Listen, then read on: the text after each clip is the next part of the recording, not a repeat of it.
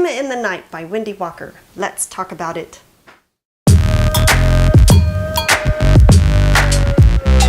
Hi guys, I'm Beth. This is Read Remark. Today we're going to talk about Emma in the Night by Wendy Walker.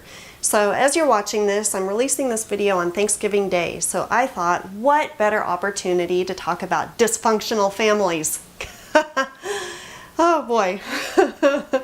There's nothing like the holidays to bring up dysfunctional families. Emma in the Night obviously concerns a girl named Emma. She and her younger sister Cass were kidnapped when they were teenagers, and now 3 years later Cass has reappeared, screaming frantically that they've got to find Emma.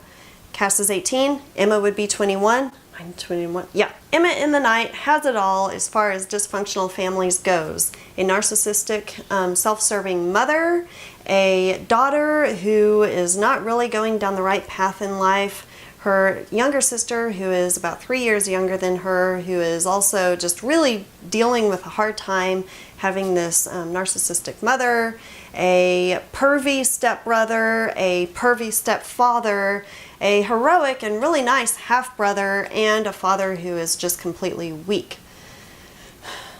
Nice family dynamic, right? So the story opens with Emma and Cass. They went missing 3 years ago. Emma was 18, Cass was 15.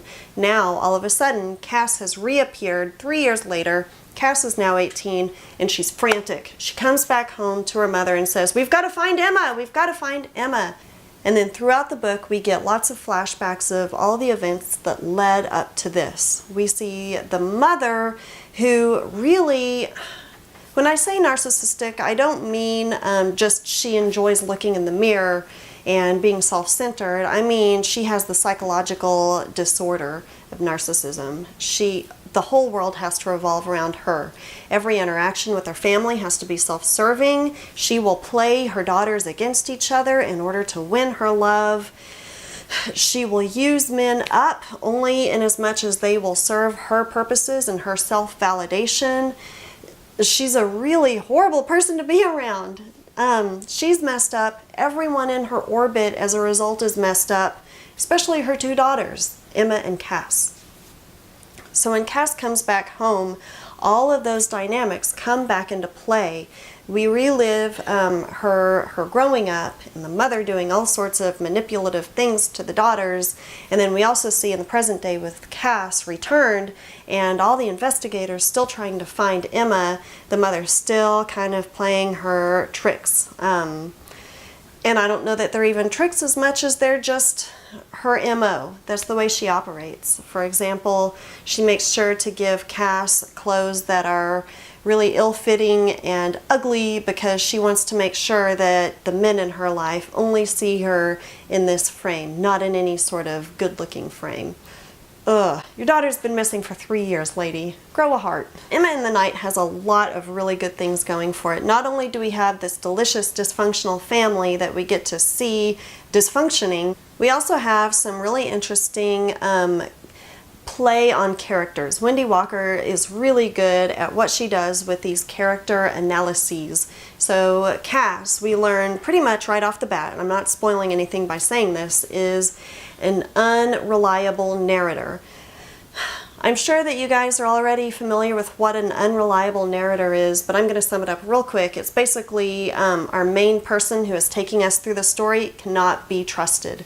We find out that being the daughter of this narcissistic disorderly person has really done a number on Cass. And every move, every sentence, everything that this family does is kind of like a calculated move of a chess piece going across a board to see who can call checkmate in the very end. So we have an unreliable narrator in Cass. She may be just as messed up as her mother. She may be recounting the story of what happened to Emma while they were gone for those 3 years unreliably, untruthfully. In fact, there are many things in the book that cast aspersions on the tale that she is telling to make us think that we're not really hearing the whole story. We also have the halo and horns thing that we have to take into account. With Emma, we find out that she was by far not a perfect person. It's really interesting the play of Emma of, is she a good person? Is she a bad person? Does she have a halo? Does she have horns? When really with any character, any person, That's just not the case. You're not an angel, you're not a devil, you're kind of both at the same time. We also have a person who is in a position of authority in this book, Dr. Abby Winter, who we are not sure whether we can fully trust her either. We're not quite sure if she is the sole voice of reason in the story, or if she herself is slowly becoming undone because of her personal connections to this case. It's just a really interesting book that I enjoyed quite a bit. Emma in the Night. I think you guys should check it out. And on that note, let's delve a little bit deeper into dysfunctional families, particularly bad moms. Bad moms! Because why give the mom an award for momming so hard when instead you can cast aspersions on her and talk about how badly she messed up your life? Sounds like fun. Here's some other books that have bad, evil moms that you might enjoy if you enjoy Emma in the Night. Number 1, quintessential book, Carrie by Stephen King. This is a mom who is completely messed up. She has a daughter who has telekinesis. She has brain powers, extraordinary brain powers, which in the right, caring, loving hands could be used for good. But unfortunately, Carrie is born to this religious, fanatic, just insane mom who, she's not insane because of her religion, she uses her religion as part of her insanity, who just really messes up Carrie. And I don't want to spoil it if you are one of the 2 people in the world who have not seen the movie or read the book, but things go real bad. Another book you might enjoy with a messed up mom is Purity by Jonathan Franzen. Now I'm going to be honest, this book was kind of a chore to get through. It was kind of a slog in some parts. Boy, it went on forever. But there were also parts of the book which I thought were so brilliantly written and just fascinating, almost like watching an episode of Jerry Springer, because the mom in this book is just, oh boy, she has so many issues.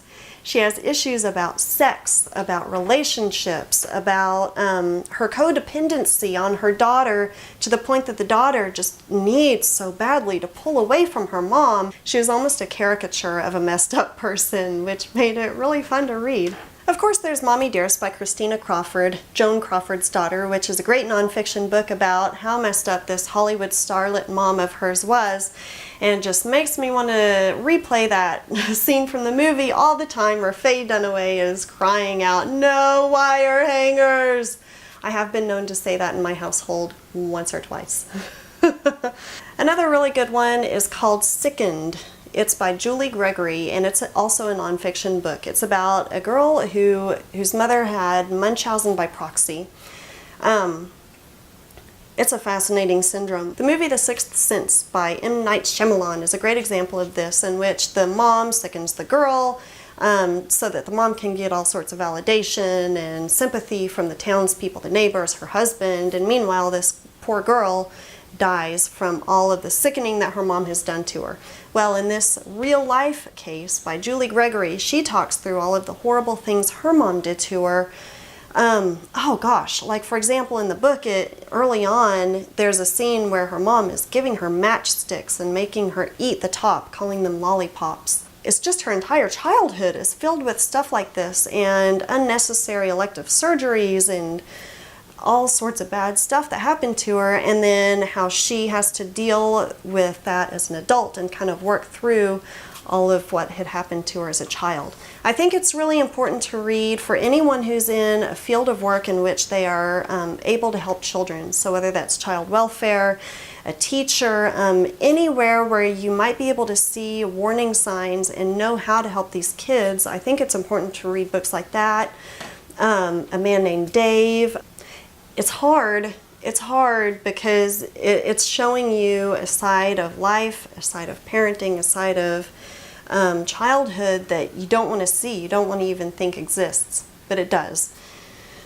So think of the children. That's all I got for you. Go forth to your own, hopefully not dysfunctional families. Enjoy some turkey, or in my case, tofurkey, and have a great holiday season. Thanks for watching, guys. Have a great holiday. Bye.